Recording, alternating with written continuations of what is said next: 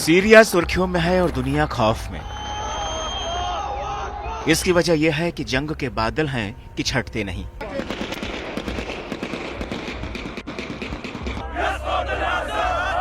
रूस यूक्रेन की जंग के बाद Israel Hamas, Israel Iran, Israel Lebanon के जंगी धमाकों ने दुनिया को दहलाने का काम किया। तो अब सीरिया नाम के देश ने सबको सरप्राइज कर दिया है। सीरिया में विद्रोहियों ने राजधानी दमिश्क पर कब्जा कर लिया है। विद्रोहियों ने राष्ट्रपति बशर अल असद की 24 साल पुरानी सत्ता को उखाड़ फेंका है। असद के तख्ता पलट के साथ ही सीरिया में अब एक नया नायक उभर कर सामने आया है, जिसे लोग सीरिया का सुल्तान कह रहे हैं। इस शख्स का नाम है अबू मोहम्मद अल जुलानी।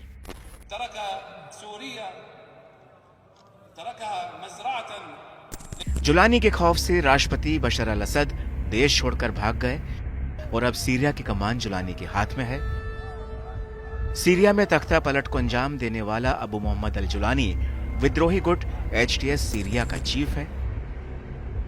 जुलानी की हैसियत, कैफियत, दहशत और ताकत का अंदाजा इसी बात से लगाया जा सकता है कि अमेरिका ने साल 2017 में जुलानी पर 84 करोड़ 67 लाख रुपए का इनाम घोषित किया था। तो आइए अब तफसील से जानते हैं कि आखिर कौन है अबू मोहम्मद अल जुलानी। हयात तहरीर अल शाम के लीडर अबू मोहम्मद अल जुलानी का जन्म साल 1982 में सऊदी अरब के शहर रियाद में बताया जाता है। अल जुलानी के पैदाइश के दौरान अहमद हुसैन अल शरा नाम रखा गया। जुलानी के पिता सऊदी अरब में पेट्रोलियम इंजीनियर का काम करते थे। उस वक्त जुलानी महज 7 साल का था जब उसका परिवार सीरिया की राजधानी दमिश्क में जाकर बस गया था। लेकिन साल 2003 में इराक पर अमेरिका के हमला करने के बाद इसका जुलानी पर खासा असर पड़ा। वो केवल 21 साल की उम्र में ही इराक चला गया और अमेरिका के खिलाफ हमलों को अंजाम देने के लिए अल कायदा में शामिल हो गया। साल 2006 में इराक में अमेरिकी सेना ने जुलानी को गिरफ्तार कर लिया। उसको 5 साल तक जेल में रखा गया क्योंकि जुलानी का नाम 2001 में अमेरिका में हुए 9/11 के हमलों में भी आया था, जिसके चलते उसे मोसुल से गिरफ्तार कर अमेरिकी जेल में रखा गया। जेल से रिहा होने के बाद जुलानी IS चीफ बगदादी का करीबी हो गया। बगदादी ने जुलानी को सीरिया में अल कायदा की शाखा अल नुसरा फ्रंट बनाने का काम सौंपा। देखते ही देखते जुलानी का पहला संगठन सीरिया में विद्रोही इलाकों, खासतौर से इदलिब में अपना वर्चस्व बनाने में कामयाब होता चला गया। बाद में यही ग्रुप हयात तहरीर अल शाम यानी HTS बन गया। साल 2013 में अल बगदादी ने अपनी ताकत बढ़ाने का फैसला लिया और सीरिया में ही अपने ग्रुप को बड़ा करने का काम किया।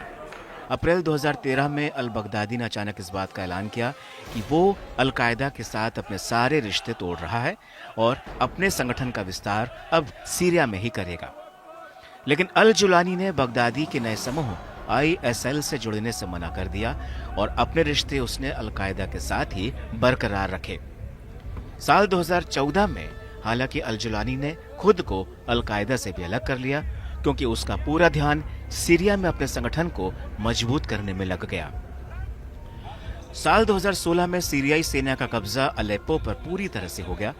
अलेप्पो के विद्रोही गुट इदलिब की तरफ बढ़ने लगे। उन हजारों लड़ाकों को अल जुलानी के अल नुसरा फ्रंट से जमीन और आसमान दोनों मिलने लगे। अपनी बढ़ती ताकत को देखते हुए फिर जुलानी ने अपने ग्रुप का नाम अल नुसरा फ्रंट से बदलकर जबाह फतेह अल शाम कर दिया। इसके बाद साल 2017 में अल जुलानी ने HTS बनाने के लिए कई समूहों के साथ मिलकर अपने HTS को मजबूत तरीके से खड़ा करने का काम किया। पहले ही दिन से HTS का मकसद सीरिया के राष्ट्रपति असद का तख्ता पलट करना था। साल 2018 में अल जुलानी के संगठन HTS को आतंकी संगठन घोषित कर दिया गया।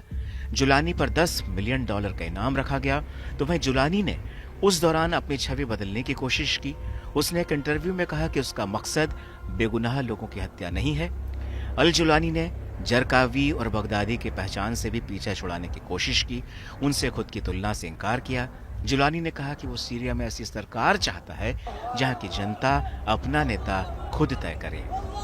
अब बड़ा सवाल यह है कि रूस, ईरान के होते हुए सीरिया में जुलानी कितने वक्त तक बना रहेगा और क्या सीरिया की सूरत बदलने की नई जंग जुलानी जीत पाएगा?